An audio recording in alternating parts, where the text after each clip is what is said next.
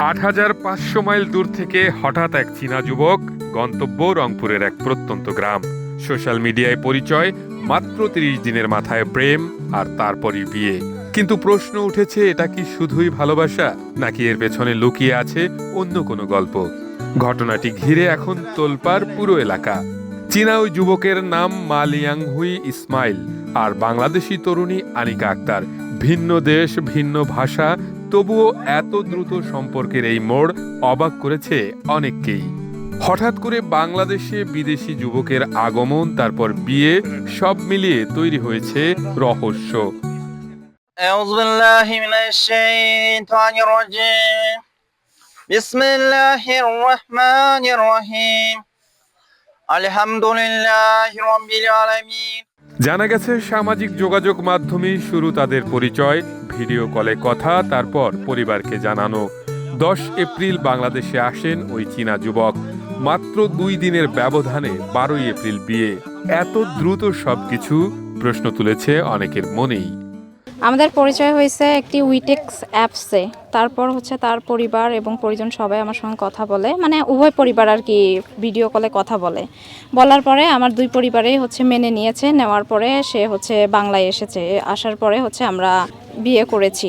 সে খুবই ভালো, তার আচার আচরণ, কথাবার্তা, এবং সে খুব মিশুক টাইপের এবং সবার সঙ্গেই কথা বলতেছে, মিশতেছে। আমার ভালো লাগছে, সে খুবই ভালো। আর আমি মনে করি আমরা ভবিষ্যতেও একসঙ্গে ভালো থাকবো। ঘটনাটি রংপুরের মিঠাপুকুর উপজেলার হামিদপুর এলাকায়। হঠাৎ করেই বিদেশি এক জামাই এলাকায়, তাও আবার চীনের। কৌতূহলী এলাকাবাসী এতে যার পর নাই খুশি। আমাদের আর কি খুবই গৌরবময় বিষয় যে আমাদের ছোট্ট একটা গ্রামে চায়না থেকে একজন নাগরিক এসেছে প্রেমের টানে।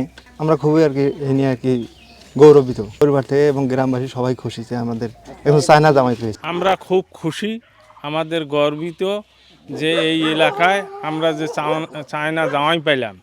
এরপরে আমি খুব খুশি, আল্লাহর কাছে অনেক দোয়া, তারা জানি ভালোভাবে সুখী করি মিলি খায়। এই সম্পর্কের নেপথ্যে আছেন আনিকার মামা তাইজুল ইসলাম। শুরু থেকেই তিনি জানতেন পুরো বিষয়টি। তার সহায়তাই এগিয়েছে এই সম্পর্ক।